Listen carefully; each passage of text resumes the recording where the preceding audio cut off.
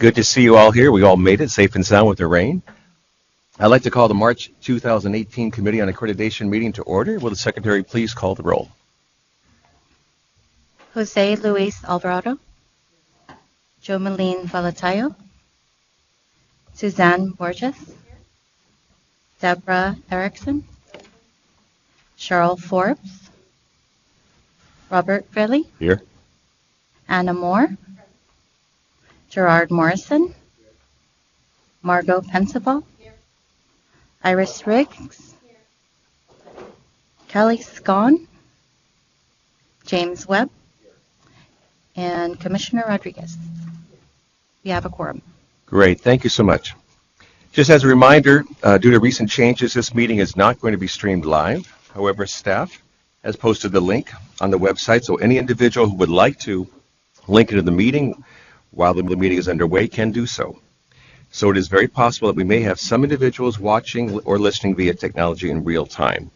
And also just a reminder about the microphones. Push the button on the microphone to activate it and the green light will come on. And then to deactivate it, just push it one more time. So we have kind of a relaxed schedule to a degree. We have a later start today, which helped.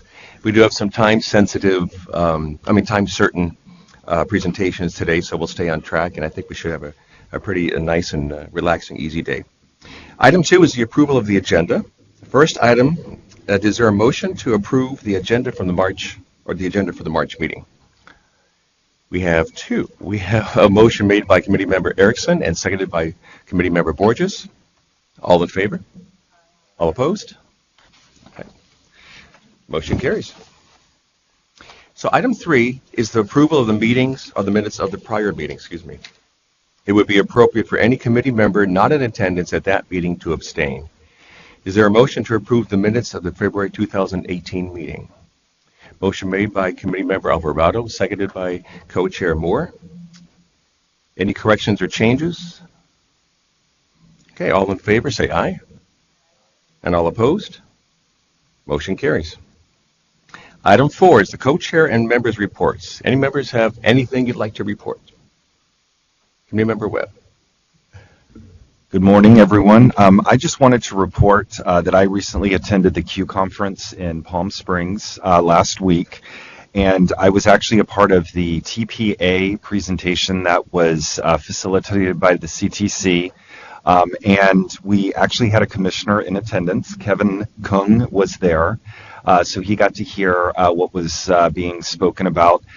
It was attended by about 25 individuals representing IHEs, also induction programs, and other interested parties, some of them whom were student teachers as well. So, and one of the things that was very important for people to hear and what was really interesting was the emphasis that the TPEs now call for with regards to educational technology and what are the items that would be viewed as demonstrating effective use of technology, not just from the teacher perspective, but also from the student's perspective, and what areas in the TPEs specifically address the use of that educational technology. So I just wanted to report to the committee that I was there, and it was a very well-attended session. The time flew by, and there were some really great questions as a result.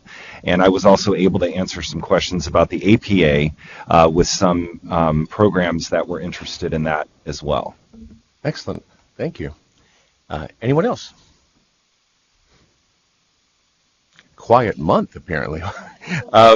Just to piggyback on the TPAs, I'm involved as one of the lead assessor for music and TPAs, and so we had our first training of new assessors 2 days ago in Carson, which went well, and they are doing another training session today. This is all on cycle 1, and then the cycle 2 training will be coming up in just a little bit. And Jake, I saw you there last week. Oh, good to see you. So I'm glad to see the new cycles going through, the new revised versions are going through, and while there's some bumps along the way, it seems to be making some good progress. And then the next step is it'll come before the commission in July for the standard setting, and then the commission will then take that under advisement, and then they'll make their decision in August as to how to move forward with it. So, all right, moving on. Staff 5? I mean, staff 5. Item 5. Oh, man. And I flew in last night. I had to sleep. So staff has a few items I'd like to present. Ms. Hickey, will you please? Sure. Well, we just met in February, so we don't have a long list. It's not an hour like it was last time. So I just wanted to mention that we have a commission meeting coming up. And at the commission meeting, we'll have 2 new institutions going before for initial institutional approval, UC Merced and Fortune School of Education. Fortune, as you know, has been working with Mount Diablo for many years, and before that was Sac County. But they are coming as their own entity forward for consideration and approval. So we have 2 potentially new institutions. And if and when they are approved, then of course you will see the program approvals in, I think it's item 8 in one of the future agenda items. I wanted to mention that also on the commission's agenda, you might be interested that, we've been working really hard on Gay's not here because she was at a site visit, but the administrator performance assessment. And so there are no standards right now in the standards for the preliminary that are in and around the administration, implementation, and support for candidates around APA. So those new language will be proposed to the commission for its consideration. So that's something we ought to know about. They may make some tweaks and changes. They can either adopt it this time or they can wait and adopt it at the next meeting. So we'll see what they have to say. I also wanted to mention there are some issues. I'll let Terry talk about SPED and special ed and ECO because I think you have most of the details on that. I did want to say that we are more than halfway through the site visits for the year. Yay! Our staff is starting to peter out a little bit. It's been a tough road to hoe, but basically we've completed 19. We have 10 more to go. Some bumps along the way, some few illnesses, sicknesses, those, a couple of things here and there, of course, always. Katie completed Westmont's today. They had to evacuate, so we had to move up the exit report. All those, there's been lots of things happening. What's that? They are in the flood zone where the mudslides were in, I think they're in Montecito, but I'm not exactly sure. They're somewhere in that area. So they have had, I actually offered, I said, do you want to have this visit next year? Because they have had several evacuations, as you can imagine, with the fires and with the floods and then mudslides and then again with the rain this week. So, but they wanted to continue on. They were ready. And so you'll see that one at the next meeting. But there's been lots of little bumps here and there that we've had to deal with as normal. But the teams have been fantastic. I mean, they really have jumped in where we needed extra help and that kind of thing. So let's see. So the June meeting of COA, I wanted to mention. So it looks like we'll have 8 site visits on the May meeting. So we'll need the time that we have set aside for there. But I think June is going to be a one-day meeting. So if you want to release June 29th from your calendar, that's Friday, we'll be able to get our work done on one day, June 28th, Thursday, June 28th. So hopefully that's okay for you all. Yeah, so release June 29th, Friday, June 29th, which I always thought would be a little difficult because the following week is 4th of July, and I know a lot of people are out of town and that kind of thing. So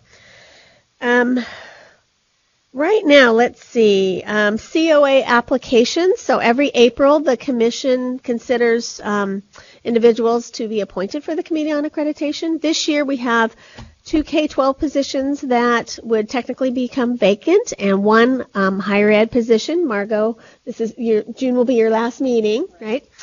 And so we had the application period open. We have 9 applicants for the 3 positions. And it's pretty good. So we have the way that the selection is done is that the framework calls for a nominated committee of 4 individuals who look at the applications. They're not staff. Look at the applications and decide who moves forward for an interview with the commission. And then the commission has an ad hoc committee that looks at the application, the finalists, and then they make a recommendation to the full commission at the April meeting. So we have that going forward. So we have, I think, Kelly Scon and James, who was just appointed, are both the incumbent positions that are open, and then Margot's position. So we will be able to report at the next meeting who has been appointed.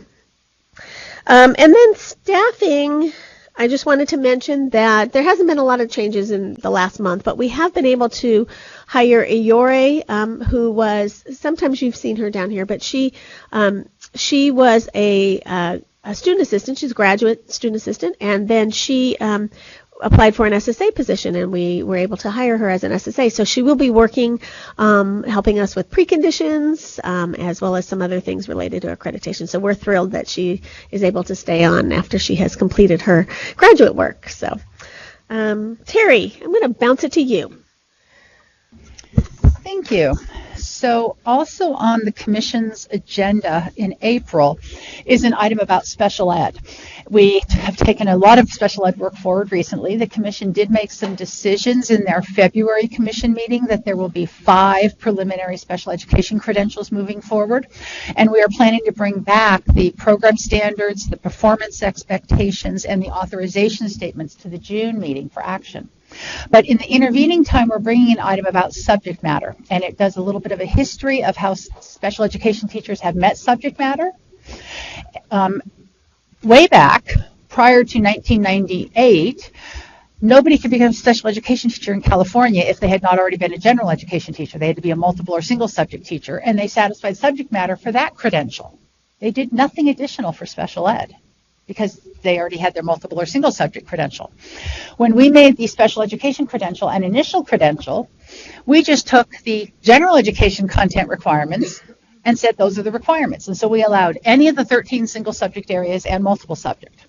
And that was from the 98 change up till the 2010 change.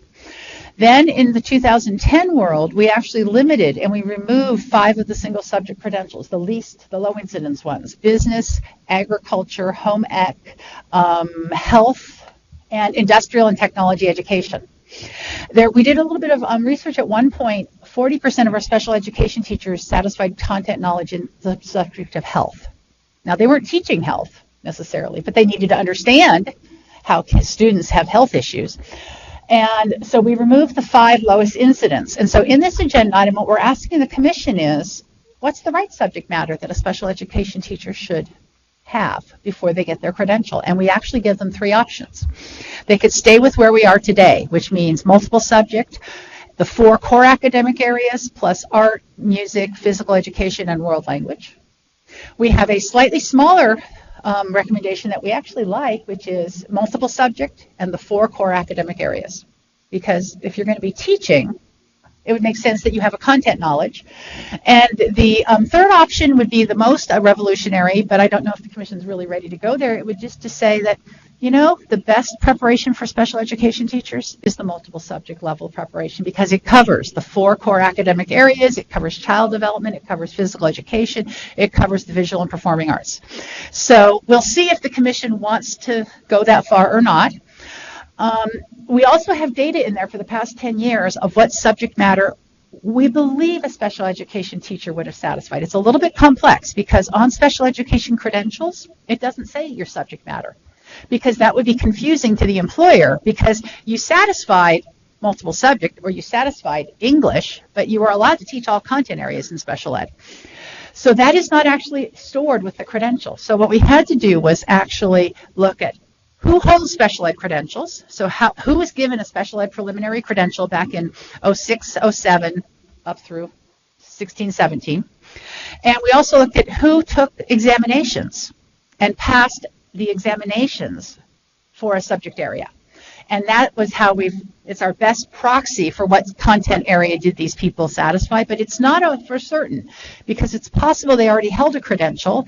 In fact, there's someone in the fairly recent years that has agriculture as their subject area. My belief is that person was probably already an agriculture teacher and then went and got a special ed credential. So they actually didn't do that agriculture for special ed, but there was definitely someone in the last 10 years who satisfied agriculture and holds a special ed credential.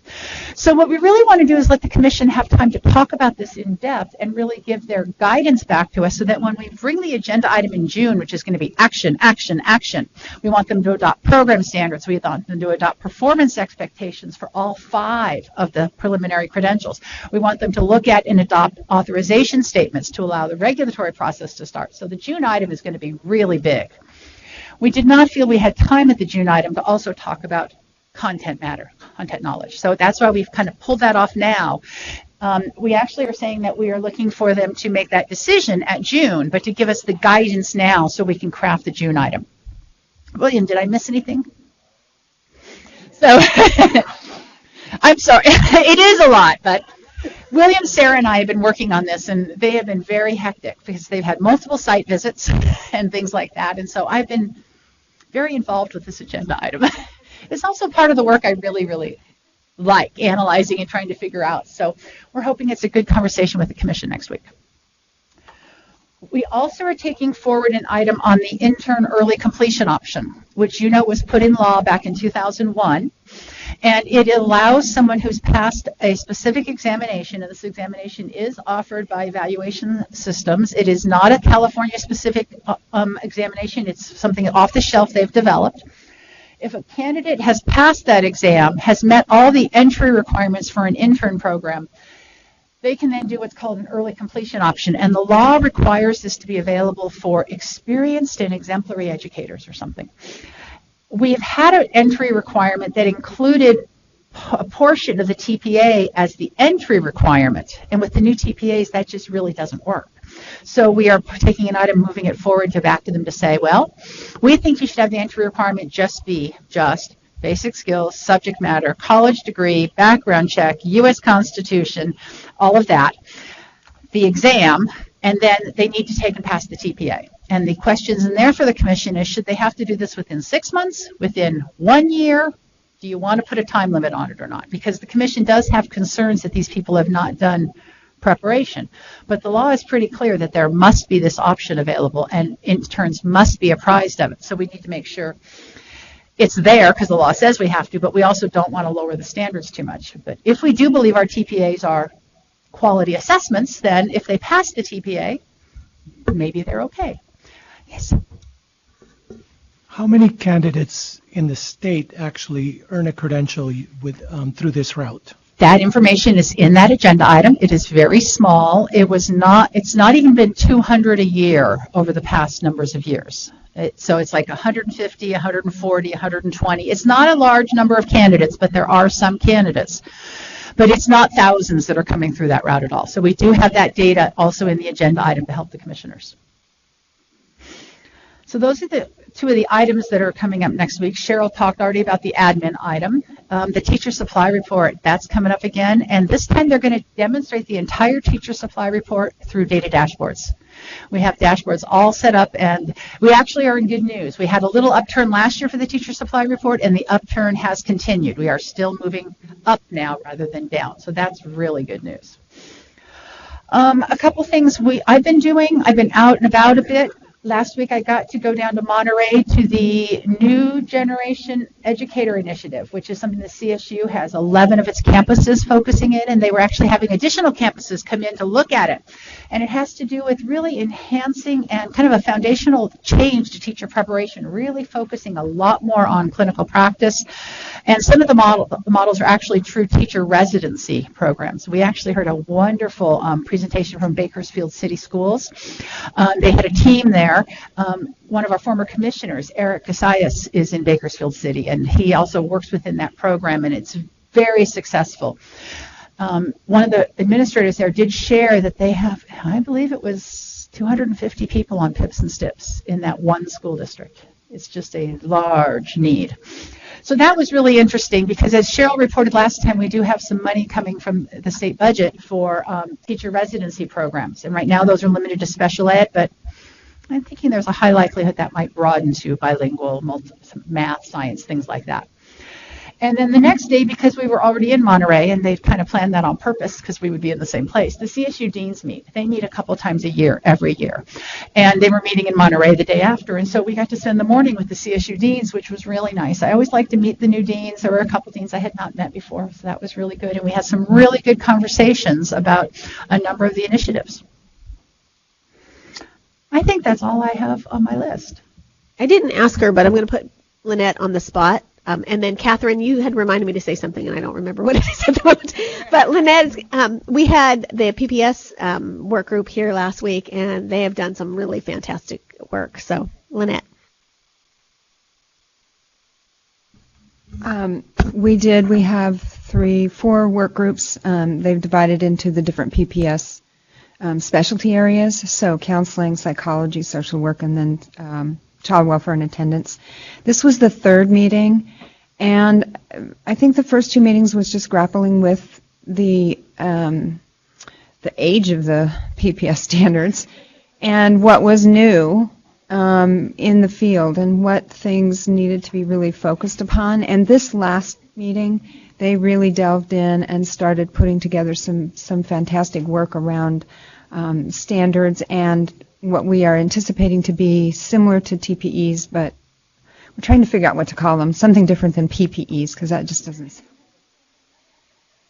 So anyway, they are doing that work, and we hope to have a field survey soon. So it's really gratifying to see the work that they've been doing and to hear the excitement and the passion behind that, because these standards really are old. I think 1998 with some changes in 2000, but not many. As you all know, there's been some really significant changes over the last 10 years, 20 years that, social emotional learning, the whole child, the traumatic early childhood trauma kind of things. So they have been really updating these standards and doing a really good job. What we tried to get them to do was to look at a new structure. You all probably know that those standards there's like 32, 34, they're enormous. And so what we tried to do was get them to look at the structure as we did with admin and teaching, so that you have the program standards and you have what you expect candidates to know and be able to do. So it took them a while to understand that structure, but once they did, it clicked. And so we have a nice draft right now that will eventually go out for fieldwork, as Lynette said.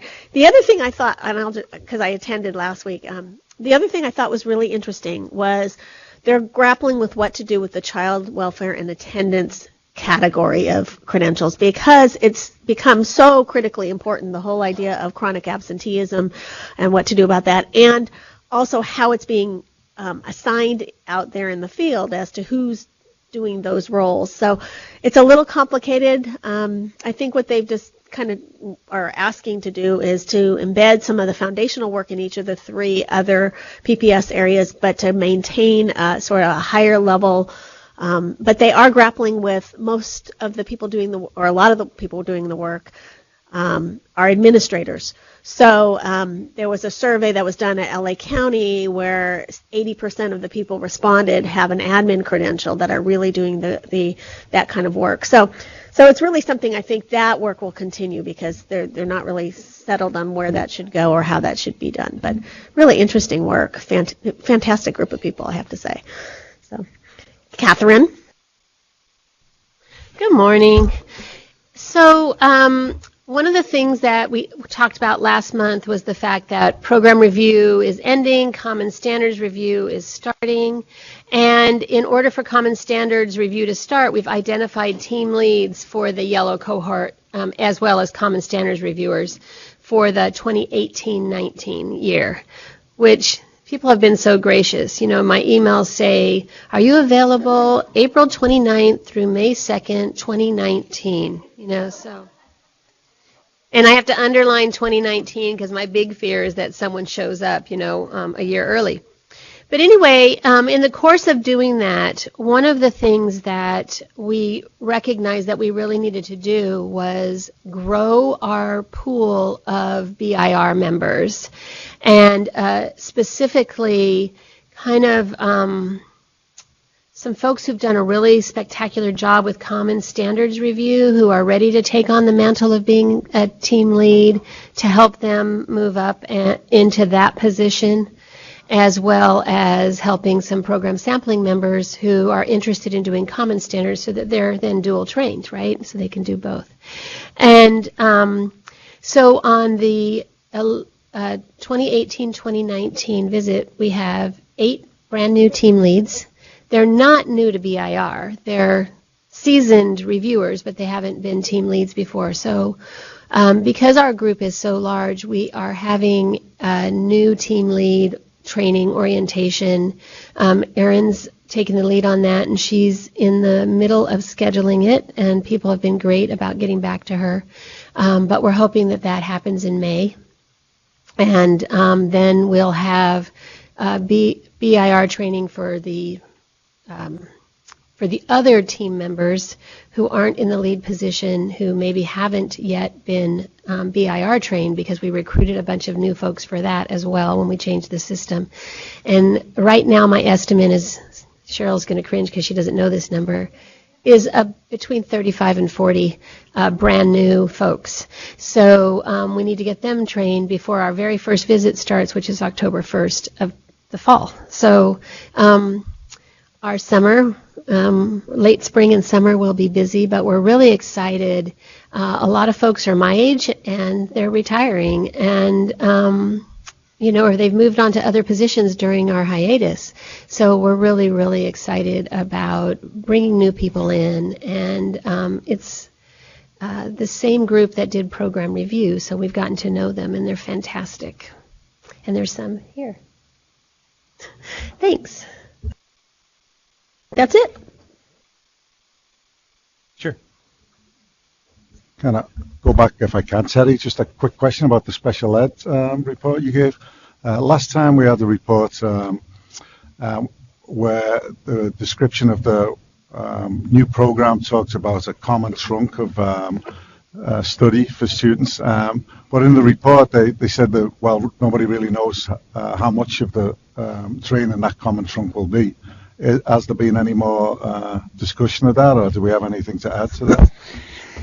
That's what really will come out in the June agenda item as far as what gets adopted. And then we really that's up to each and every program, because they could decide, and we hope they will decide, to have common classes where all their teacher candidates are doing classes together for some of their early coursework.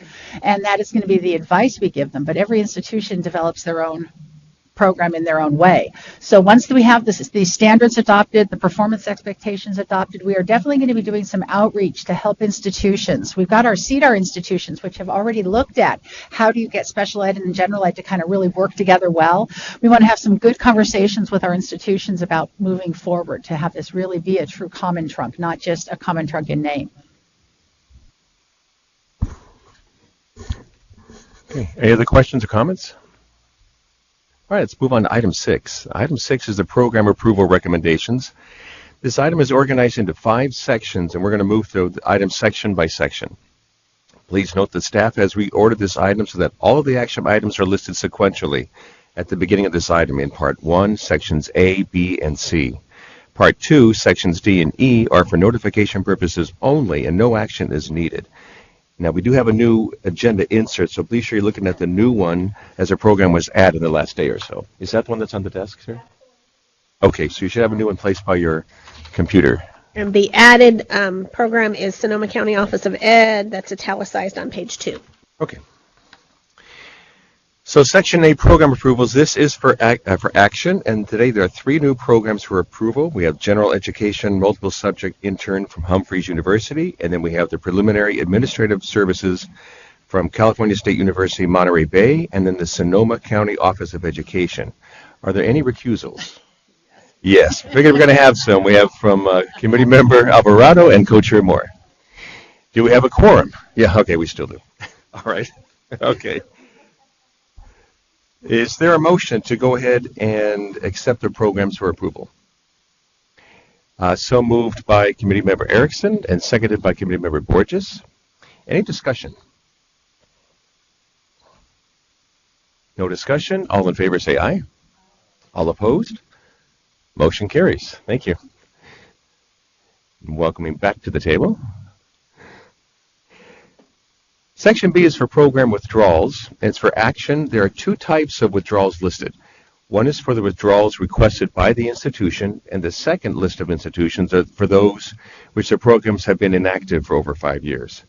Staff has notified the institution that we are automatically withdrawing these due to commission policy that inactive programs may be inactive for 5 years or less before being automatically withdrawn. And there are no programs requesting withdrawals at this time. Makes it easy.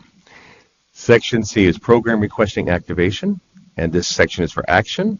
However, there are no programs requesting reactivation at this time. So now we move on to Part 2. The next two sections here, D and E, those are for notification purposes only, and no action is needed. So in section D, we have programs that are transitioning, and there's one institution that's transitioning from general education induction to teacher induction, and now can serve all candidates, both general ed and education specialist, and that is Mount St. Mary's University. Section E are for programs moving to inactive status, and this section is for notification only, and no action needed as well. And there is one program sponsor moving one program to inactive status. That's Pepperdine University's Clear Administrative Services program. That brings us now to item 7. Item 7 is initial program approval for new program sponsors. However, there are no initial program approvals for new program sponsors to report at this time. Makes it easy. Now we're item 8. Item 8 is discussion of late documents, and analyst Michelle Bernardo will present this action item. Anyone need to recuse themselves? Okay, Ms. Bernardo, will you please begin? Good morning. This item that comes before you at each COA meeting provides information on institutions who have not complied with the timelines established by the accreditation cycle. Specifically, this item covers common standards, which were due February 28th. I've reviewed the submissions and ensured that all institutions have submitted all the required documentation, as well as ensuring that all the links work to the on the websites and to each document in the report. I'm happy to report that we've received 34 of the 36 common standards for the institutions. As you can see on the table that's provided in the report, there's 2 institutions that have not submitted their common standards. Loyola Marymount University is the first, but they were granted an extension due to complications within their first year implementation of the CAPE Advanced Standards, which were outside of the institution's control. But they're on track to submit their common standards by the 31st of March. And the second was Roland Unified School District, who has not submitted their common standards, but they're working with their consultant to get them in now. So they've been having a few staffing issues.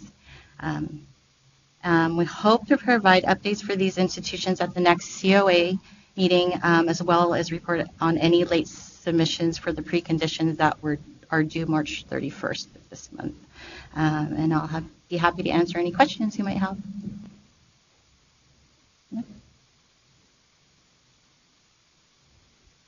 Thank you. Looks like no questions. All right, thank you, Ms. Bernardo. Appreciate it. This is listed as an action item. However, it does not require any action at this time. Thank you again, Ms. Bernardo. Item 9 is at 10 o'clock certain. We're just a few minutes behind, but we're looking for, it's the report of the accreditation team site visit to the Garden Grove Unified School District. And do we have all parties here? Okay, great. So consultant William Hattrick will introduce this item. Joining him at the table is the team lead, Kimberly Lilienthal.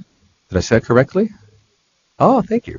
And by Zoom, institutional representatives Lisa Madera, Kathy Bui, Jenny Mueller, and Catherine Kusada. Does anyone need to recuse himself? We have one recusal, committee member Webb. Anyone else? Oh, sure.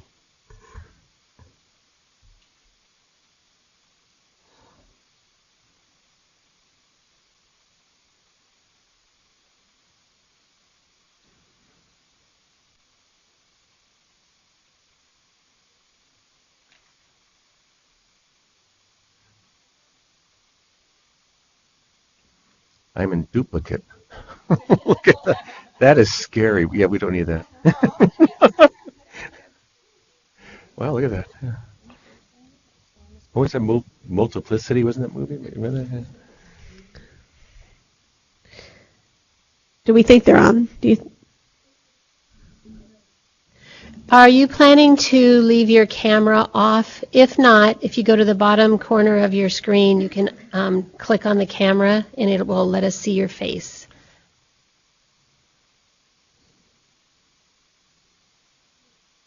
Do we have audio? Do you see me? See us or hear us? Now we can hear you. We can hear you. We cannot see you. Oh, we can see you guys. I think it's on your end. You have to. There we go. There we go. We're all in. Okay. Looks like we're good. Okay, Mr. Hattrick, please begin. Good morning, committee members. The site visit for Garden Grove Unified School District, which is the third largest school district in Orange County, took place February 26th to 28th. The site visit team had 3 members, plus me, the state consultant, and conducted interviews with 176 stakeholders. The visit went as planned in accordance with all of the normal site visit protocols. And I will now hand it over to the team lead, Kim Lilienthal, who will talk about the report. Thank you. On behalf of our review team, I'd like to thank Garden Grove Unified School District, and more specifically, Lisa Madera. Her responsiveness to the review team's needs prior to the visit, as well as our time there, was she was attentive, and her organization of the evidence really helped our team to have a smooth visit. From the moment our team arrived to our departure, every detail was pre-planned and coordinated well, ensuring that our team was well taken care of. As you know, the green cohort has the challenge of bridging between the 2 eras of induction, and Lisa and her team did a tremendous job at managing this and making, again, that visit as easy as it could be. I'd also like to acknowledge our visit team, made up of Lavon Chastain and Jessica Brown. They were both professional and dedicated to the time required to carry out the visit. And our leadership and guidance provided by William Hattrick contributed to our success as well. So after close examination of all the evidence provided and the interviews conducted during the visit, the team made a unanimous decision to recommend accreditation to Garden Grove Unified School District. And this recommendation is based on all of the program standards for teacher induction as met, as well as the common standards met. So some highlights from the visit. It's clear that there's a true team approach in Garden Grove to supporting teachers who are participating in their induction program. And the support that's provided to the teachers in their program is provided across departments in the district. There's the level of resources was also available to supporting these candidates was also very impressive. The superintendent, personnel services staff, and the instruction department TOSAs, their district specialists, and the induction team all work seamlessly together to make sure that each teacher has what they need in order to work towards their professional goals. In fact, from the words of a teacher who was interviewed, quote, "Not one person in this district is too important to support us." And that theme was throughout all of the interviews at multiple stakeholder levels. Another consistent emphasis was the just-in-time support. That clearly is a focus for the Garden Grove program.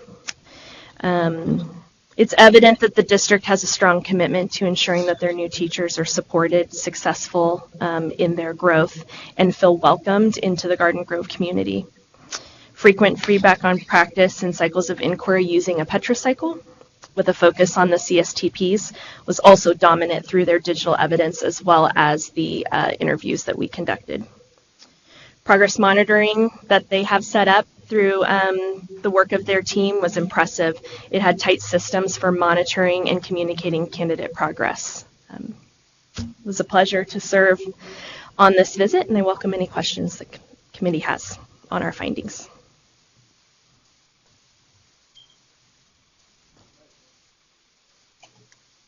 This is now an opportunity for the institution to say a few words about the visit. This is not the time to dispute the team findings, not sure if you would like to, but rather to provide any thoughts that you had about the visit. Thank you. It was a wonderful experience, and just the team that came was extremely helpful, and I think that through their findings, And their feedback that we asked for, we're excited to move forward and continue to strengthen our program here in Garden Grove. So it was a wonderful process, and I look forward to continuing with accreditation in the next couple of years. Great, thank you. Any questions at all, comments from committee members? We have a committee member Riggs and then committee member Pensaval. Congratulations on a great report. I just was curious, in the list of interviewees, there were no completers listed. And I just wondered about that because I know we like to hear from completers, not just people who are in the process. Would you like me to answer, or William? Yeah, we'll take it, Lisa. Okay. So thank you though. With the survey completer data, we looked at that, and there was a very high response rate that was favorable. So in discussion with Kim, the determination was made that we had what we needed from that survey data to not have to interview those completers in person. Especially in considering the transition from the old standard set to the new.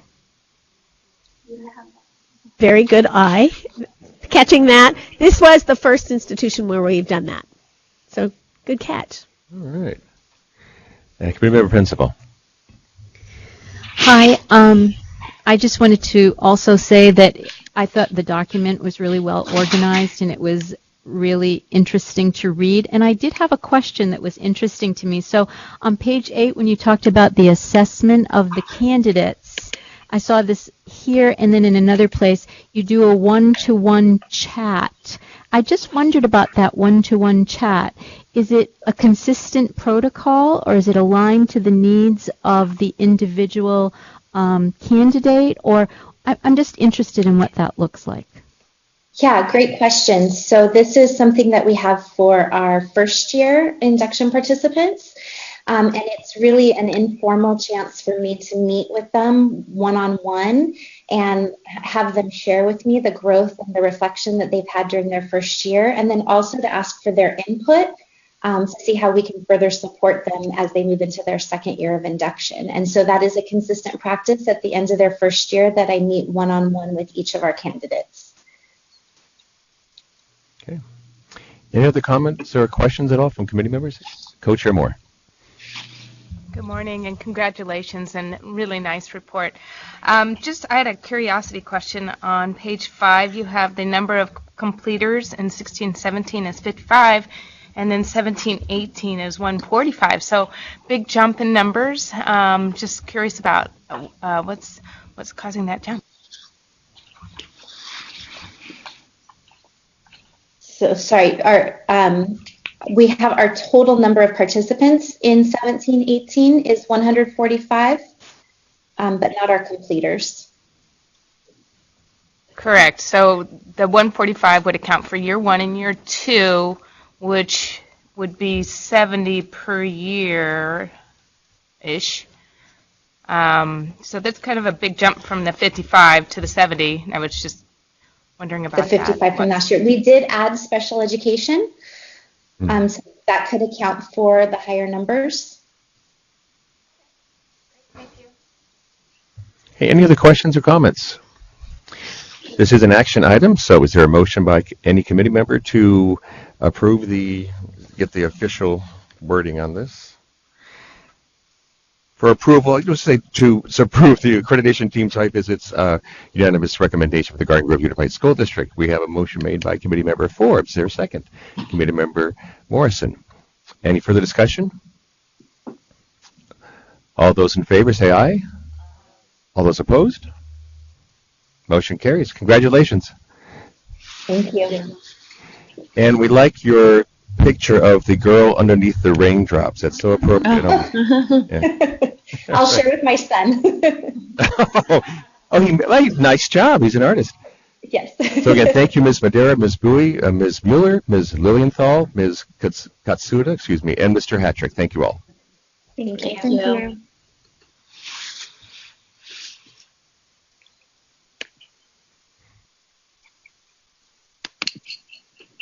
Okay.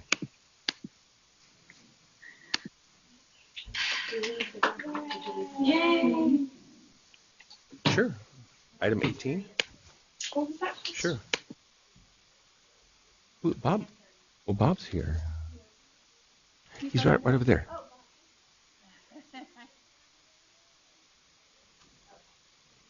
Okay, so you want to still move on to 18?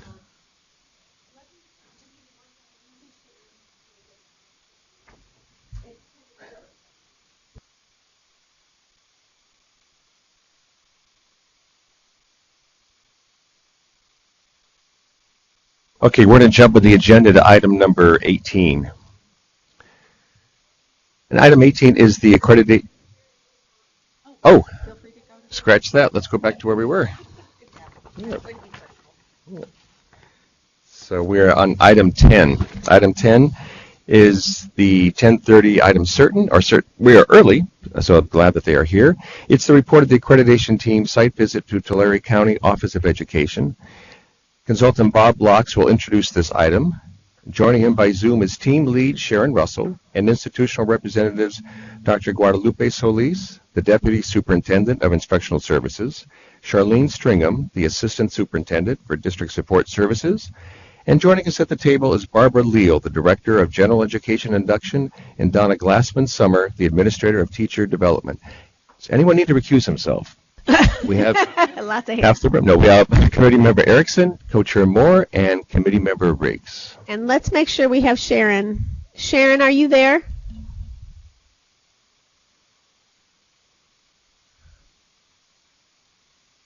I can't hear you. Sharon, can you turn on your camera, please? There you go. All right. Thank you, Dr. Russell. All right, we're good to go. Mr. Locke. Hold on. We're not Time good out. to go? Hello? Sounds like... Unmute me. Okay, good. Now I'm unmuted. Now There we we can go. hear Okay, you. great. Thank you, Dr. Russell. All right, Yes. thanks. Okay, Mr. Locke, will you please begin? Sure. Thank you. Good morning. On March 13th, the site visit team for Tulare County office arrived in Tulare County, and there were 8 team members there to review the 11 programs that Tulare County Office of Education has. The review actually went very, very well. We were able to work in their relatively brand new county office building, tremendous building, very large building. We were working on the second and third floor of the building while they were having a poetry read on the bottom floor. So whenever we had a break, oftentimes some of the staff members would run down to check some of the K through 12 poetry reading that was going on. And I thought it was really nice because it really reminded us of why we were there and some of the things that we're really about. So I think that was kind of although that wasn't planned, they have it annually, it was probably added to their stress level. I think it was a nice touch. Like I said, the visit went very well, and I'll let Sharon explain what our findings were. Thank you, Bob. So first of all, let me start off by thanking the school district, the County Office of Education, the program sponsor, for the arrangements for the visit, that we were able to work in professional surroundings. The logistics were outstanding, and I think we probably all left gaining a couple of pounds. But that's just a joke. But in particular, I want to thank Dr. Solis, Charlene Stringham, Donna Glassman-Summer, and Barbara Loyal for providing prompt responses to our requests for data, for filling those interview slots with the people that we needed to talk to. We were able to have a successful visit because they prepared it so well. So thank you. The second group I want to thank was my very talented and hardworking and professional team. If you look at the list, we are from across the intersegments of teacher preparation, so that we each bring with us a perspective about the qualities that make the characteristics that make a quality program. Everyone came prepared. We worked diligently, and we were able to leave with an almost completed program summary report, which is, not normally done, but because of the short time span, we were committed to that. So thank you to my team. They were outstanding. And then third, I want to thank Bob Lux, his guidance, his support, his advice, his demeanor, all added to an effective support for this team lead and for our team. We had 2 members that were new to the process, and Bob was everyone's spirit guide, but he particularly helped those 2 members be very productive and successful in the visit. So what I would like to start off with is saying that the unanimous recommendation of accreditation from the team was based on a thorough review of all institutional and programmatic information and materials available prior to and during the accreditation site visit, including interviews with administrators, faculty, candidates, graduates, and local school personnel. And not to mention the staff that support the administration. The team felt that it obtained sufficient and consistent information that led to a high degree of confidence in making overall and programmatic judgments about the professional education's unit operation. The decision pertaining to the accreditation status of the institution was based upon the following. So first of all common standards were met. Common standard 4 was met with concerns. And I want to be very specific here because it's one component of program standard 4 that was the concern, that all of the programs collect and analyze data about their programs, and they make program improvement decisions based on that data. And they had sufficient evidence to demonstrate that. They are in the beginning, well, let's say in the emergent stage of creating a unit assessment system. That they have already begun that, and there was some data at the unit level. They have a very comprehensive plan, a unit action plan that we were confident that would lead to fruition, that it's something that is reasonable and pragmatic to do and is based on their needs, providing the support for the communities they serve. So we were concerned. We wanted to make sure that we highlighted that this was at the beginning and it would be more developed by the next visit, but we felt that the standard was met. Coming to the program standards, all of the program standards were met except for program standard 3 of the General Education Induction Program. This is the standard that requires the ILP to be the focus of the candidate's experience. And we felt that that had not been met yet. But with conversations that the team had with the director of the program, we felt that there was a greater understanding when we left that this would be worked upon very quickly and promptly in the professional way that the unit has demonstrated it functions in. But we still felt that that had to be underlined as not being met yet.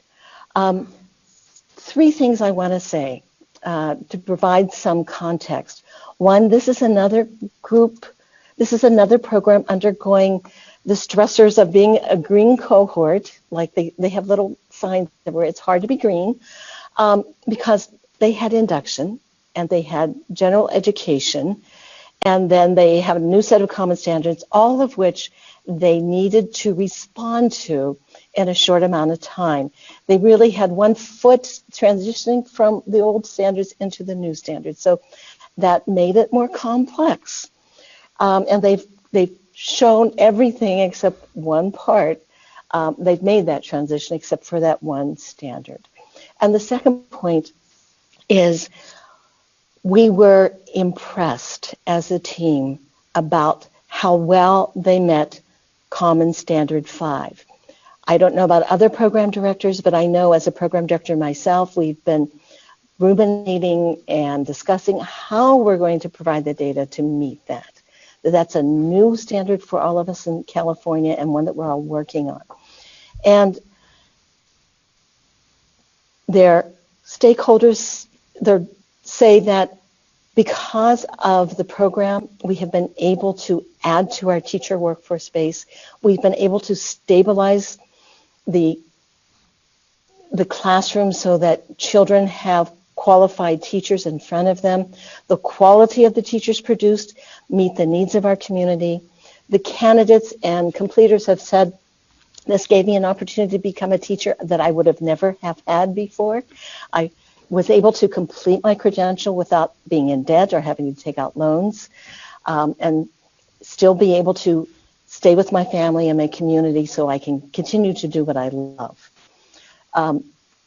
Because of the work with the cohorts, they've been able to diversify their teaching staff so that the numbers are increasingly meeting a goal to have their teachers' faces match the faces of the children. And then finally, I think everyone was in agreement that the county mission of serving the students and the community, children and students in their district was being met through the ethos of this program. And that was so apparent that so much of this is based on relationships, followed up with a lot of efficiency on part of the staff. So let me stop there to see if there are any questions. Any committee member have any questions? Looks like we have one from committee member Alvarado. I don't think we've had the institution speak yet. Do we want Oh, to do that's that true. I'm first? sorry. We now invite the institutional representatives to briefly comment about the visit. We remind you this is not a time to re-argue the team report. So.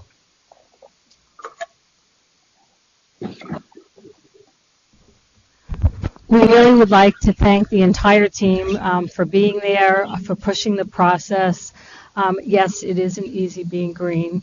As all of, I think, has been stated, we have, at least in our preliminary programs, have more than doubled in the last 2 years since we've broke away from San Joaquin. So we moved from being a satellite from another institution to actually working on our own independently, which is some of the reason I think that Common Standard 4 is formulating now.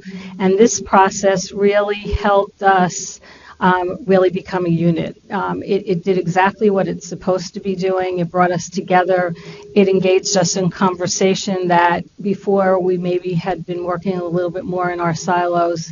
And with the new standards of the multiple and single subject, we were busy just to keep our heads above board with doubling our numbers in our preliminary programs.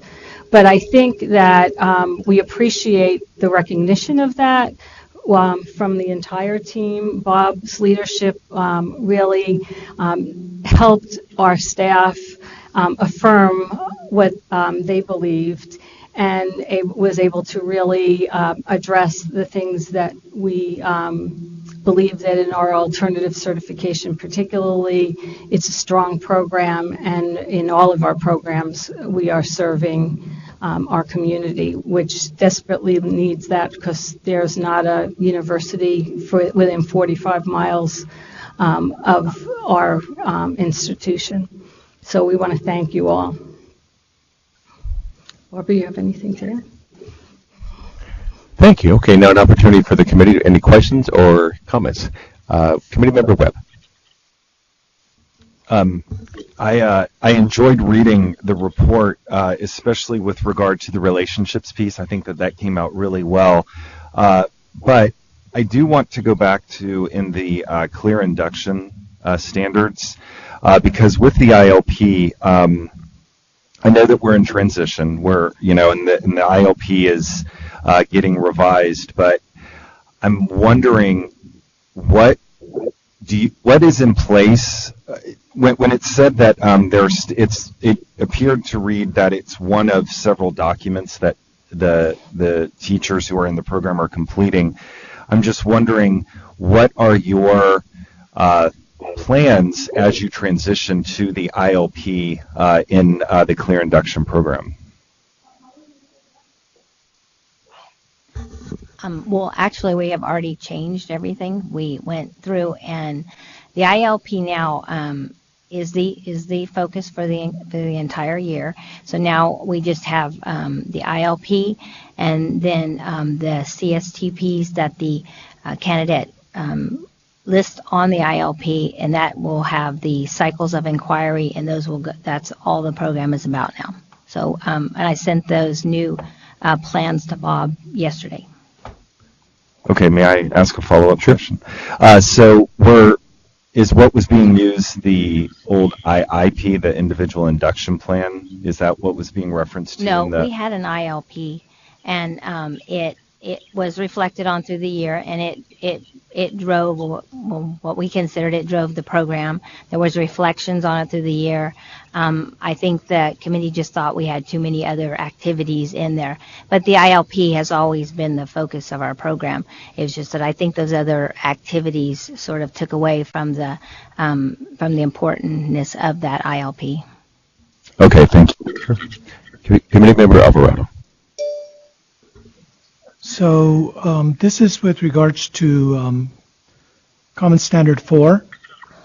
So on continuous improvement, I see that there's certainly met with concerns, and I understand there's a plan in place, but has there been any evidence to show that there's been systemic data analysis that results in unit improvements? Have you gotten to that point yet?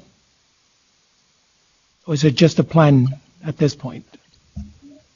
Well, in regards to I think for the preliminary programs and the admin program and the, I would say our Clear Ed Specialist induction, that certainly has been in place. And I think now it's really bringing together, again, those programs that we were with San Joaquin with our induction program, our total induction program, actually, as we are integrating all of that into the unit. And so we have systems actually in place, and we just need to spread our wings. So no, just to follow up. Sure. Evidence of actual program improvements based on the analysis of that data. Well, I think we have a plan in place to, like I said, to expand it. Got it. Thank you. Okay, any other questions or comments? May I say something Sure, absolutely. to Dean Yeah, Alvarado? Dr. Glassman. Oh, Dr. Russell. Oh, Dr. Russell, I'm so sorry, Dr. Russell. Yes. There were multiple examples of program improvement at the program level. Every program used data to improve their practice. And there was one study done on, one follow-up study of all candidates that was done in the fall. But there haven't been other system-level studies completed at the time of our visit. They were in the planning stage. It was about to happen. Right, thank you.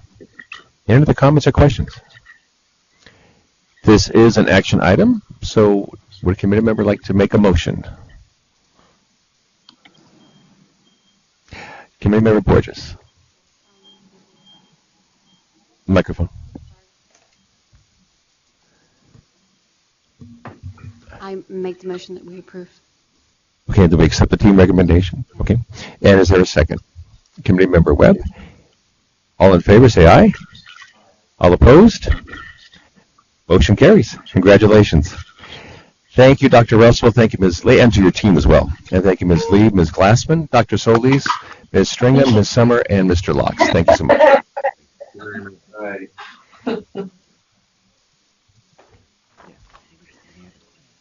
All right. All right.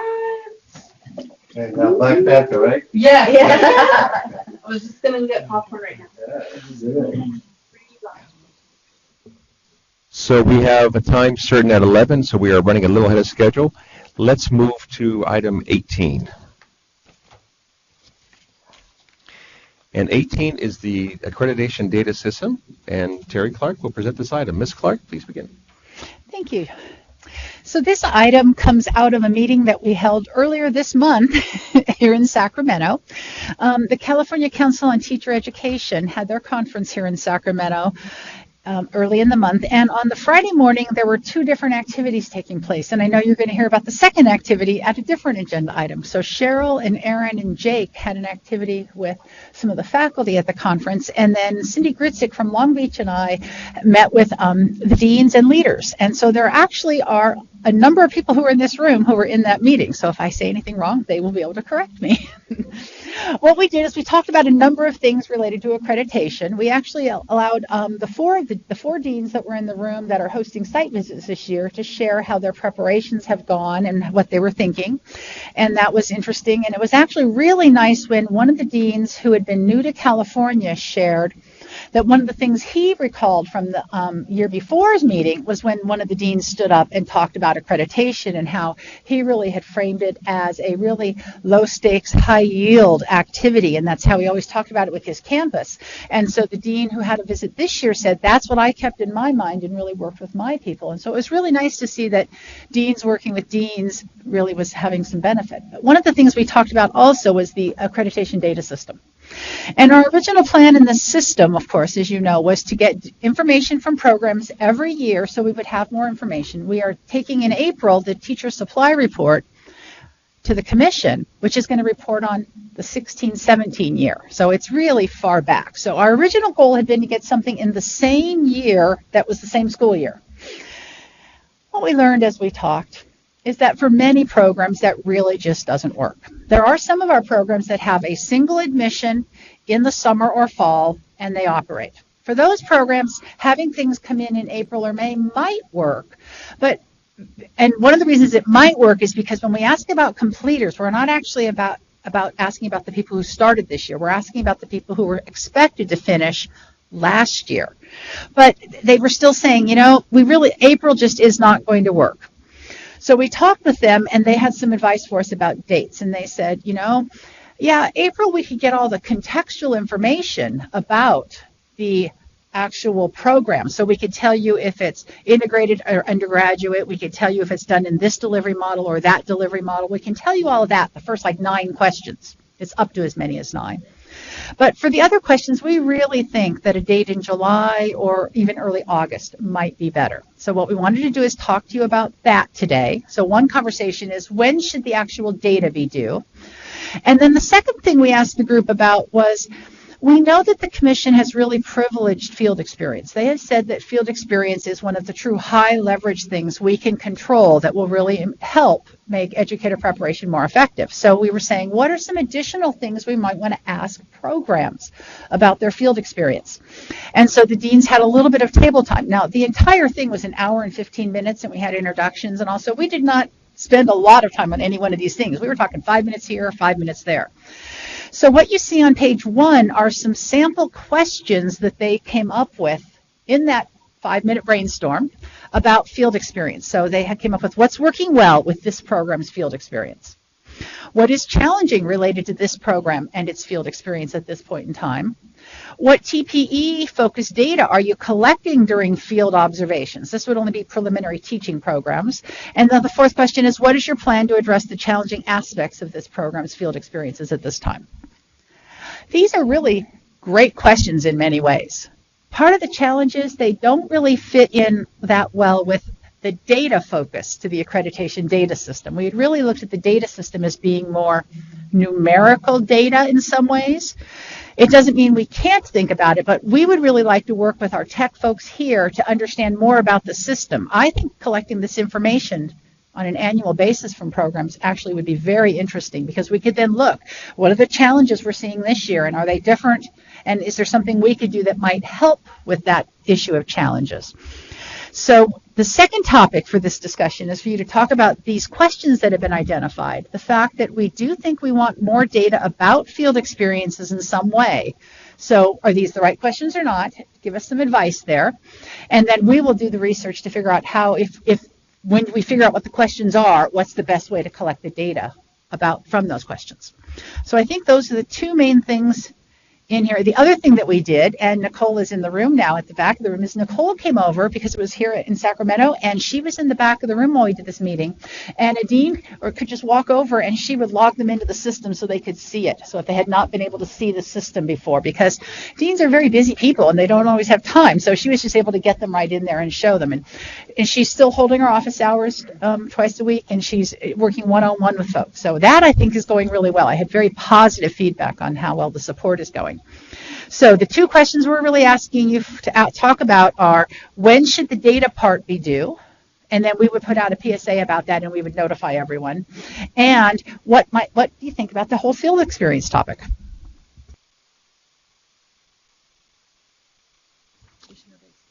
Here we go, and we're off. Committee Member Erickson. For those institutions that have a year-round program, it's really difficult to get that data in collectively and know that that data is well done for the school year. So I was one of those advocating for our data submission to be August 15th or August 30th. So when our program goes all the way through August, we would be able to have a very accurate number of who completed that quad or that semester, for numbers that are accurate and real for the commission, so that we would be able to maybe take that report to the commission at their October meeting rather than worry about it. So we're still well within just a month and a half of submitting that data, if that gives the commission staff enough time to prepare that report, pull the numbers together. The second part of my comments was about the field experience, and it's terribly difficult, I think, to quantify all the goodness that is out there in the programs that we're doing. And one of the things we might think about at the commission level is some kind of coding program, such as in vivo, so that when you have those open-ended questions, you can start to at least get some sense of the themes that are running through those responses. And the second piece to my comment was on our other item where we were talking about data, we might want to think about integrating this with the other data and having opportunities for that same piece to be available when we're looking at the quality of programs and nominating programs for exemplary practices rather than looking at just numbers. That qualitative data might give us another way to get at some of that, and I'll talk about that when we hit that agenda item. Okay, thank you. Committee Member Alvarado. So just a clarifying question. In your comments, Terry, right now you were, maybe I've misheard, but the data being submitted is for the previous year, or is it for the current year? Because the directions in the appendix says that it's for the current year, not for the previous year. So if you go to the appendix of this agenda item, there are actually only 3 questions, and they're asterisks, questions 12, 13, and 14, which are on the second page of the appendix. Those are the questions that are about the people who were expected to complete last June. The rest of the questions in here are about the people who joined the program this year. So there are some apples and oranges here, and Nicole has been working to really get this language clear in the system. We can actually edit the questions, and so I think she's been working to make sure that that's extremely clear in there. So you see questions 12, 13, and 14. Those are the ones about the people who were supposed to finish last year. Everything else in here is about new people this year. Okay. Committee Member Forbes. Thank you. Well, this is definitely, I've been working with 2 new credential analysts to try to figure out Title II, Phase 1, Phase 2, data system, UC, which uses an entirely different scheme for ethnicity and gender. From a staff point of view, I know they've really appreciated the responsiveness of staff, such as Nicole, in answering a lot of questions, detail-oriented questions. But I remember sitting in this room and an advisory group about data system, and we never could come up with a census date. And so I think whatever census date we pick is going to have its pros and cons for any individual group. But I'm tending to agree with Deborah's suggestion in terms of thinking about what's the purpose of, what needs to happen next with this data every year. And if it's really to inform the October meeting, if that's enough time, then maybe a pre-Labor Day, the old school traditional calendar, might be a reasonable deadline. And it would enable institutions then to, what I realized in our, was I was going to kill the staff if they had to do all of this in April plus Title II. So internally, all of us have our different, kinds of needs to manage just the capacity that we have to respond. Let me explain one thing. There's no plan for this to come out in an agenda item for any specific time. The plan is that accreditation teams will have access to the data. They'll have the access to the last 3 years worth of the data as they prepare for their report and they're doing their visit. I think August makes a lot of sense because it would be better if we could be earlier in August, but if we need to go with August 30th, that can work, I think. What I encourage the deans that I talked with one-on-one is, however it works, because some deans say, we're summer, fall, and spring. Some deans say, no, we're fall, spring, and summer. I say, however you configure it and start the first year, do that from then on. So we will not be exactly in the exact same definition of a year for everyone because it just doesn't work with how your programs work. So I do think we're just going to have to pick a specific date. Okay. Committee Member Briggs or Ms. Kearney, would you, whatever, what's most appropriate? I just have a question that I think is pertinent to this conversation, and that is if the date is moved into August or July or any of those dates, how can staff word the questions so that current means past now, right? Because if the year has ended and we're asking about current students, we don't want to create a different situation where now you're talking about people who've enrolled for the year in front of you rather than the year behind you. So I think that was the thinking originally around April, was to avoid that confusion. So we don't care what date you pick, but we would want to word it in a way that was consistently meaningful for every institution, and current wouldn't turn into past. I think what we're going to have to do for that is we're going to have to update the questions, and we're going to have to actually say for 17, 18, and for the 3 questions that are back about the people who are expected to complete in 16, 17. I think we're just going to have to do that on a yearly basis. Not Committee Member Riggs, I saw, and then Committee Member Erickson and Committee Member Webb. So we'll go in that order, please. I really liked the questions that they came up with, and to follow up on what Deb said about looking for themes, I wonder if the way to begin is to use the themes that are in the Common Standard, because I'm looking at it right now, and it's very much the way we think about our programs. Where are our issues? Where are our strengths about, are we connected to our coursework? Do we have qualified supervisors? Do we have qualified site-based supervisors? All of those could be in a drop-down, and you could kind of identify it as a strength or a need, and then an other, because not everything may be captured here, but maybe that's a way to help categorize it and give you some information about it in a way that wouldn't be so tedious to to analyze. Committee Member Erickson. In formatting the report, from what Catherine just said, I'm thinking if we started out by saying the first box says the completers in 2016-17, blah, blah, blah, blah, blah. And then for this current academic year, please answer the following questions, so that it's very clear that you want completer data from the year before plus what happened this year. Okay. Committee Member Webb. And I would just say from school districts, not July. We're on vacation. But what I do like August, and I'll tell you why, because that's when we are getting all of our candidates in, and we're already in the mind frame of, numbers and candidates and everything else. A challenge for us in April is, statewide testing. We also have spring breaks. We have, we're getting ready for exit interviews, review of portfolios. So I did mine because I am that honors kid who wants it done first. And Terry said I will be the first to do it. His district is ready to submit. Yes, but that's just me. But I'm just saying, though, that for a school district, a summer date might be very challenging. All right, thank you. I saw Committee Member Pensawell first, and then Coach.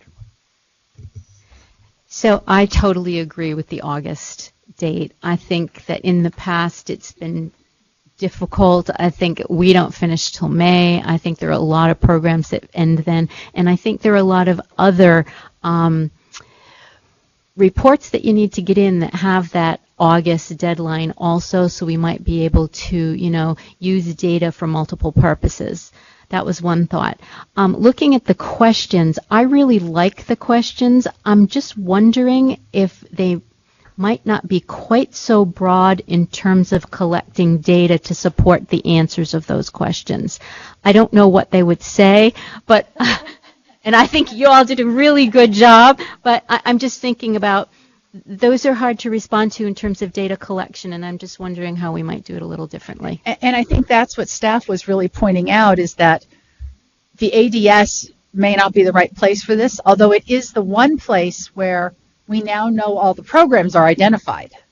So, because you have multiple programs at institutions. So, if you could figure out how to make these questions tighter, we'd be thrilled to have your edits. And Co-Chair Moore.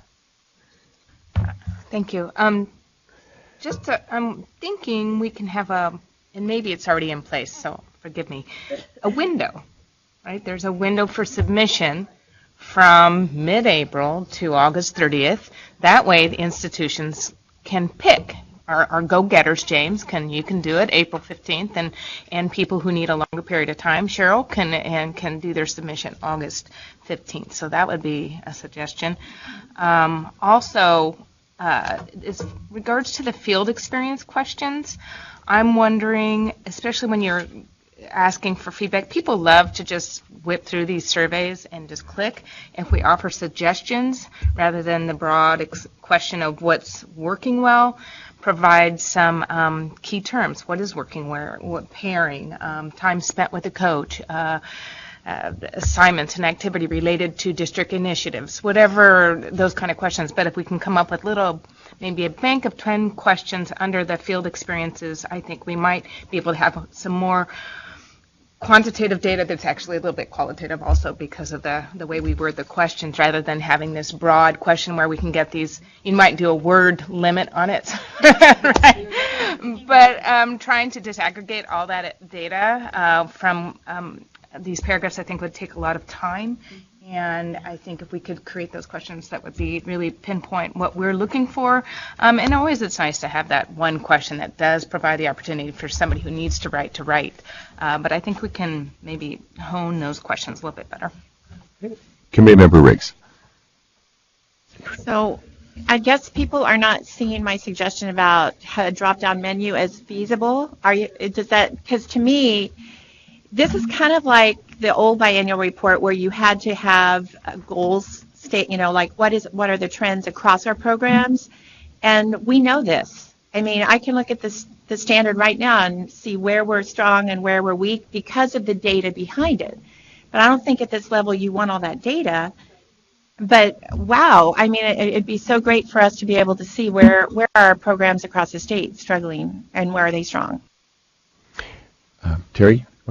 So because you said that, Iris, I did go in and open Common Standard 3, and I do think we could pull some things out of here in drop-downs that they could identify from the bulleted list. We could identify there are these things, identify which of these are working really smoothly in your program, identify which of these are challenges, and then there could be one where they have a little bit of writing. So I'm thinking we could maybe look at Common Standard 3. Okay. Committee Member Alvarado. So I'm not perseverating, but I'm going back to items 12, 13, and 14. And I suppose that 15 and 16 also are on the same theme, which is how do we track students who are slightly off track, right? And really, the asterisk says those were expected to complete by June 17, but given the nature of the question, you're really talking about students who were admitted 16, 17, and sometimes 15, 16. Right, depends on the program. So it's almost like the questions need to be worded differently. That says, if it, given the 1 year, somehow this is not clear to me. I get it after thinking about it, but I think it somehow changing the wording so that it's clear that we're talking about those who complete within 1 year, those who complete in 2 years, and those who complete in 2+ years, right? Are those the two categories? No, that's not what we're looking for, really. It's not 1 year, 2 years, or two or more than that. It is on time. So school counseling programs are often 3-year programs. So whoever you expected to have finish in the 16, 17 year in school counseling, how many of them did finish that year? How many of them are going to finish within 1 year later? And how many do you still not know? So it's really from when we expected the people to complete the program. So that's just a little different than how you explained it, I think. Didn't earlier in the system we ask what is the expected number of we asked that earlier. We will know that. So then we know how long the program is designed to take. Yeah.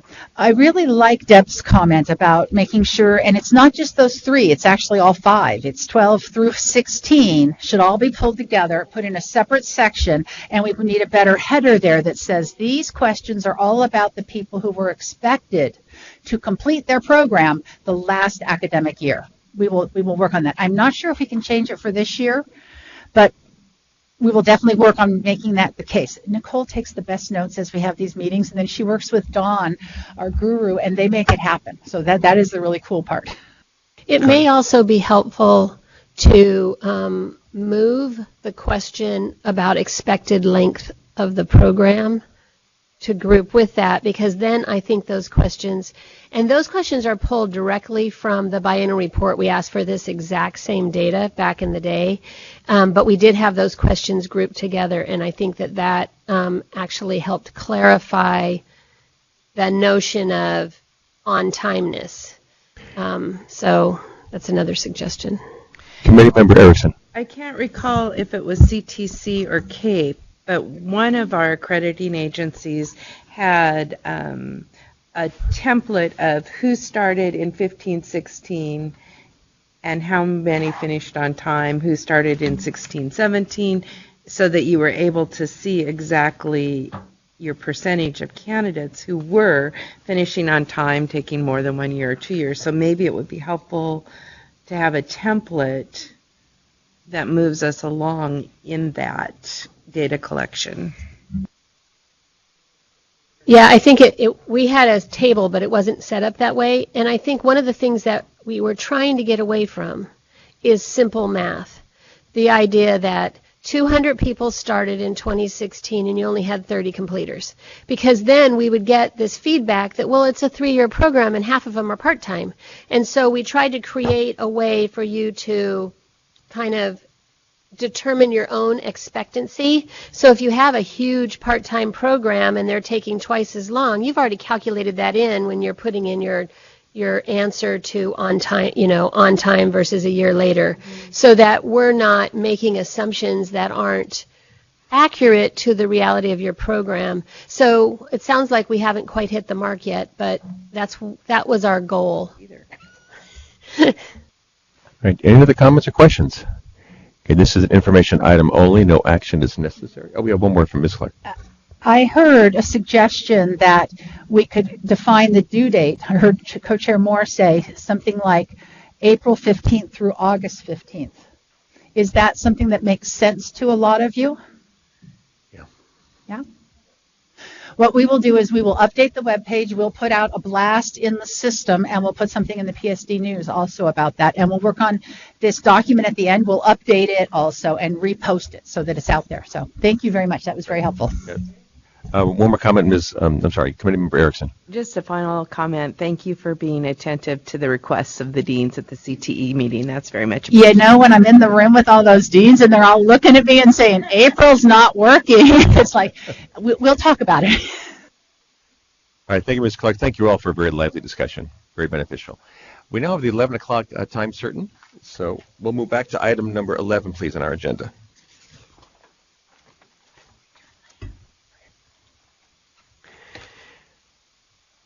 Let me make sure that we have the team lead by Zoom. Is that correct?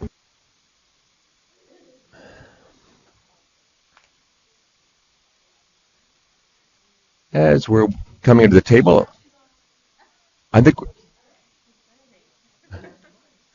we're good. Oh my gosh. All right, so item 11 is the report of the accreditation team site visit to Madera County Superintendent of Schools. Consultant Bob Locks will introduce the item, and with him by Zoom is team lead Judy Silva in the car. Okay, so are you on the freeway? Okay, all right. So we can see you, we can't hear you, so I don't know if there's a microphone option for you to press. I just don't want you to get in an accident. No, I'm in my car. I'm out of school, and I just came in to be able to do this. Okay. Well, we appreciate that effort and flexibility. So we have team lead Judy Silva, and at the table, institutional representative Kathy Condren, director of credential and certifications, and also Jason Mercier, program director. Anyone need to recuse themselves? All right. Seeing none, Mr. Locks, please begin. We had a site visit at Madera County Superintendent of Schools, and it went from January 30th through February 1st. There were 3 team members plus myself to review the 3 added authorizations and the preliminary clear program that Madera County offers. The site visit went off very smoothly. There was, as I'm sure we'll get into discussion, there was a lot of discussion about the huge program impact that was had here. So again, it made the whole team felt very good about the visit and what Madera County is actually doing there. And so with that, I'll let Dr. Silva tell you the results of the findings. Thank you so much, and thanks for letting me zoom in from my car here in rainy Southern California. The team had a great visit to the Central Valley, and overall, we found that the institution met all of the standards for continuing accreditation. We did review the preliminary administrative services credential and the added authorizations for early childhood special education and orthopedic impairments. I think the TBI added authorization was just under recent initial review, so it wasn't part of our review for this report. Sorry, I'm trying to look at my computer at the same time. No worries.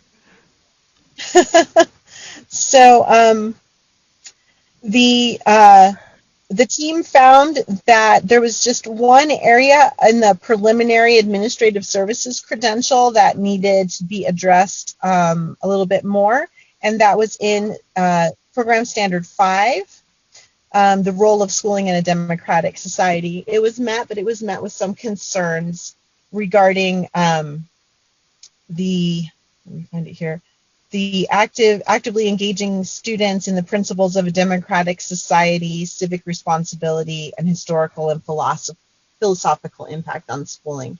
So other than that, all of the other standards were met. All of the standards were met for both of the added authorization programs with no concerns. And in the common standards, all of the standards were met. Standard 3 had a couple of items that the team found were inconsistent, and that mostly had to do with the expertise in early childhood special education of the supervisors who were working with the candidates in the program. So we had great discussion with the unit leaders, and I think they have some really great ideas for how to expand on that expertise in their added authorization programs. They have a really strong unit at Madera Superintendent of Schools with a lot of support from their human resources offices, since they've kind of combined all of their programs under that umbrella. So we're really pleased to say that the standards have all been met. Any All right, questions? thank you, Ms. Silva. Well, actually, we'll invite the institutional representatives to briefly comment about the visit, and we remind you that it's not a time to re-argue the team report. Thank you so much. You can see why we had an enjoyable visit with Dr. Silva and the team, and we're thankful for Bob for the support he provided coming into the visit. If I don't know that it shows, but this is actually our first accreditation visit because of the changes in our cohort. So we were excited to have the team there, and it was enjoyable. It was a great process for us to really go back and analyze, to take the time to look at our program standards and our common standards and make some adjustments. Obviously, with our one finding, we have done that as well, and if there's questions, I'll address that a little bit more. But it was a great experience. I think it served its purpose as a self-evaluation as well as an accreditation process. Thank you. Okay, thank you. All right, opportunity for questions or comments from any committee member. Committee member Pensaval. Hi, I liked your report. Your document was really easy to read, so it was a great job. Thank you. I'm going to say thank you to making it easier for us. I was interested in the admin standard 5 that was met with concerns. So as I'm reading it, there's a lot of repetition of the standard itself, and there's a lot of big words. And I'm just really interested in a translation about what all that means and what it really looks like in your program now that you said you have rethought it and, revised it and improved it.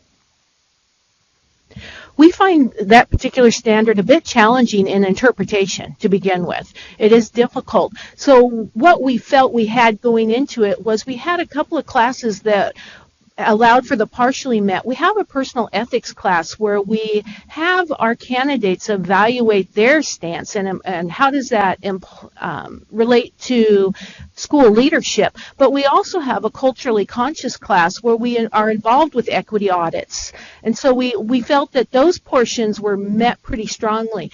Our next steps included, we actually surveyed some other institutions to ask how they met this standard, because we sat around a table and struggled to understand what specifics we were to address in there. So we've done that, and I have to say that even other institutions, we're not alone. This is a standard that others struggle with. We are sitting down with our instructors to look at our assignments to determine how do we beef up, if you will, this idea of the fairness and the democracy from a site leadership perspective. We don't have all the answers yet because we still are working with our advisory committee to get input from our district leaders on what they think that should look like. So we're in the process, but we don't have strong answers. What we do feel we're strong in now, again, is the equity audit component of our program. We have Catherine McKinsey who works with us in one of our classes to beef that up as well. So we're in the process. Thank you. All right, thank you. Any other? Oh, yeah, Committee Member Erickson. Thank you for a successful visit, and congratulations on that. In the document mentioned twice on pages 10 and 12, the Madera Administrative Support Team Advisory Council, which was great because that provides for communication and collaboration across the district office. But I was wondering, I didn't see anything indicating an advisory board that gave input from your partnering districts or leadership teams that might feed, whose programs or schools you might feed into. On that advisory committee, we have members from our districts that sit on there to provide us that support. We have some very strong partnerships with neighboring districts who actually sponsor candidates through our program. We just have expanded to include a couple of satellite operations in other county offices adjacent to us. They also will be invited to sit on that advisory committee. So that's where we receive input from our partners. Thank you. Okay, thank you. Any other comments, questions? All right, this is an action item. So, is there a motion made by any committee member, please? Okay, so motion. Go ahead, Committee Member Pensaval. I move that we accept the recommendation for approval. All right. Our accreditation. So moved. Is there a second? Second by committee member Forbes. All in favor, say aye. All opposed? Motion carries. Thank you. Congratulations. Thank you. So thank you, Dr. Silva, especially for hanging in there in the rain in the car. Thank you, Ms. Condren, Mr. Mercier, and Mr. Locke. Thank you so much. Thank you. It was a We pleasure. Oh, thank you. Be safe. Do we have everybody available for the 11:30, which is the report of the accreditation team to Merced County? Do we want to do that one first and then maybe take a break? Okay. So we'll move on to item 12.